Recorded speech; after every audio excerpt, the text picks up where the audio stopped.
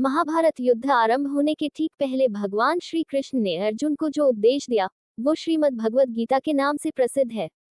यह उपदेश गीत के रूप में दिया गया था, इसलिए इसे गीता कहा जाता है, तथा गीत के रूप में यह उपदेश भगवान श्री कृष्ण के द्वारा दिया गया था, इसलिए इसे भगवत गीता कहा जाता है। भगवत अर्थात भगवान और गीता अर्थात गीत।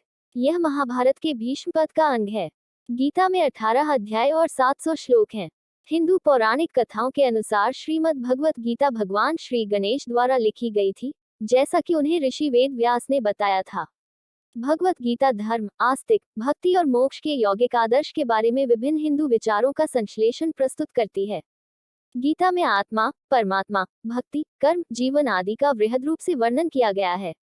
गीता से हमें यह ज्ञान मिलता है कि व्यक्ति को केवल अपने कर्म पर ध्यान देना चाहिए, साथ ही कर्म करते समय इस बात का ध्यान रखना चाहिए कि हम जो भी कर्म कर रहे हैं उसका फल हमें निश्चित ही प्राप्त होगा। गीता पढ़ने वाले व्यक्ति को सच और झूठ, ईश्वर और जीव का ज्ञान हो जाता है, उसे अच्छे और बुरे की समझ आ जाती है।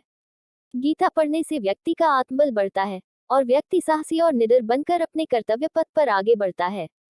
रोजाना गीता पढ़ने से शरीर और दिमाग में सकारात्मक ऊर्जा विकसित होती है। जय श्री कृष्ण, जय श्री भागवत गीता जी। हेलो एवरीवन, कैसे हैं आप सब? आप सभी का मेरे YouTube चैनल आध्यात्म निधि में बहुत बहुत स्वागत है।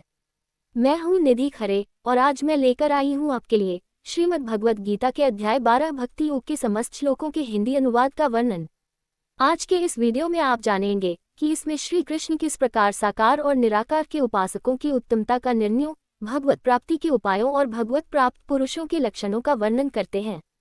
तो इस वीडियो को आप बिना स्किप किए एंड तक पूरा जरूर देखिएगा और मेरे चैनल को लाइक, शेयर, सब्सक्राइब और बेल नोटिफिकेशन में ऑल सिलेक्ट करना बिल्कुल भी मत भूलिएगा, जिससे कि आप मेरे सभी लेटेस्ट वीडियो सबसे पहले देख सकें। आप मुझे इंस्टाग्राम और फेसबुक पेज पर भी फॉलो कर सकते हैं।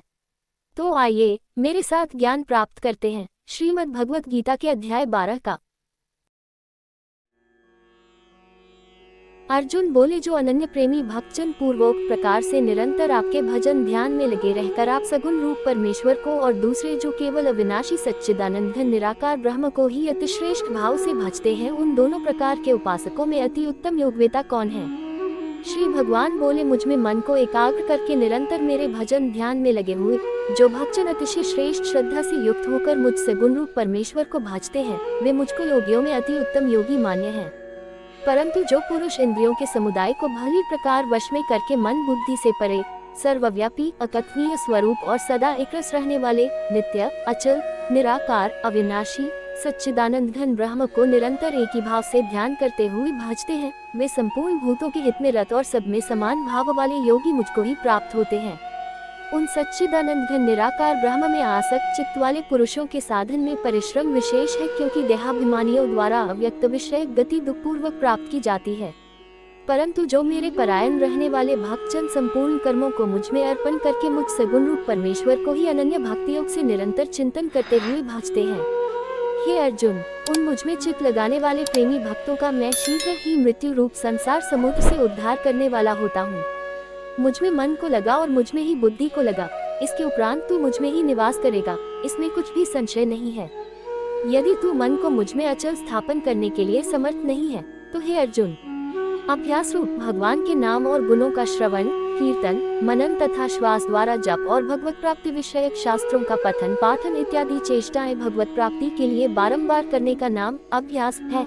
योग द्वारा मुझको प्राप्त होने के लिए इच्छा कर। यदि तू उपर्युक्त अभ्यास में भी असमर्थ है तो केवल मेरे लिए कर्म करने के ही परायण, स्वार्थ को त्याग कर तथा परमेश्वर को ही परम आश्रय और परम गति समझकर निष्काम प्रेम भाव से सती शिरोमणि पतिव्रता स्त्री की भांति मन, वाणी और शरीर द्वारा परमेश्वर के ही लिए यज्ञ, दान और तपादि संपूर्ण कर्तव्य कर्मों के करने का नाम भगवदर्थ कर्म करने के परायण होना है। हो जा। इस प्रकार मेरे निमित्त कर्मों को करता हुआ भी मेरी प्राप्ति रूप सिद्धि को ही प्राप्त होगा। यदि मेरी प्राप्ति रूप योग के आश्रित होकर उपर्युक्त साधन को करने में भी तू असमर्थ है तो मन बुद्धि आदि पर विजय प्राप्त करने वाला होकर सब कर्मों के फल का त्याग कर। मन को न जानकर किए हुए अभ्यास से ज्ञान श्रेष्ठ है, ज्ञान से मुझ परमेश्वर के स्वरूप का ध्यान श्रेष्ठ है और ध्यान से सब कर्मों के फल का त्याग केवल भगवदर्थ कर्म करने वाले पुरुष का भगवान में प्रेम और श्रद्धा तथा भगवान का चिंतन भी बना रहता है। इसलिए ध्यान से कर्मफल का त्याग श्रेष्ठ कहा है। श्रेष्ठ है क्योंकि त्याग से तत्काल ही परम शांति होती है। जो पुरुष सब भूतों में द्वेष भाव से रहित, स्वार्थ रहित, सबका प्रेमी और हेतु रहित, दयालु है तथा ममता से रहित, अहंकार से रहित, सुख दुखों की प्राप्ति में सम और क्षमावान है, अर्थात अपराध करने वाले को भी अभय देने वाला है, तथा जो योगी निरंतर संतुष्ट है, मन इंद्रियों सहित शरीर को वश में किए हुए है और मुझ में दृढ़ निश्चय वाला है, वह मुझ में अर्पण किए हुए मन बुद्धि वाला मेरा भक्त मुझको प्रिय है। जिससे कोई भी जीव उद्वेग को प्राप्त नहीं होता और जो स्वयं भी किसी जीव से उद्वेग को प्राप्त नहीं होता, तथा जो हर्ष अमर्ष दूसरे की उन्नति को देखकर संताप होने का नाम अमर्ष है, भय और उद्वेग आदि से रहित है, वह भक्त मुझको प्रिय है। जो पुरुष आकांक्षा से रहित, बाहर भीतर से शुद्ध, चतुर, पक्षपात से रहित और दुखों से छूटा हुआ है, वह सब आरंभों का त्यागी मेरा भक्त मुझको प्रिय है। जो न कभी हर्षित होता है, न द्वेष करता है, न शोक करता है, न कामना करता है, तथा जो शुभ और अशुभ संपूर्ण कर्मों का त्यागी है, वह भक्तियुक्त पुरुष मुझको प्रिय है। जो शत्रु मित्र में और मान अपमान में सम है, तथा सर्दी गर्मी और सुख दुखादि द्वंद्वों में सम है और आसक्ति से रहित है। जो निंदा स्तुति को समान समझने वाला, मननशील और जिस किसी प्रकार से भी शरीर का निर्वाह होने में सदा ही संतुष्ट है और रहने के स्थान में ममता और आसक्ति से रहित है, वह स्थिर बुद्धि भक्तिमान पुरुष मुझको प्रिय है। परंतु जो श्रद्धायुक्त वेद, शास्त्र, महात्मा और गुरुजनों की तथा परमेश्वर के वचनों में प्रत्यक्ष के सदृश विश्वास का नाम श्रद्धा है, पुरुष मेरे परायण होकर इस ऊपर कहे हुए धर्म में अमृत को निष्काम प्रेम भाव से सेवन करते हैं, वे भक्त मुझको अतिशय प्रिय हैं।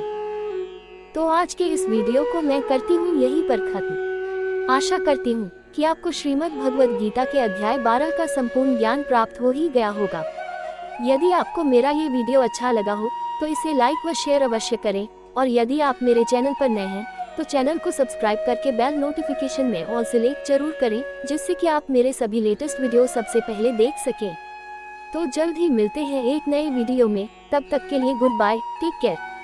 जय श्री कृष्ण, जय श्री भागवत गीता जी।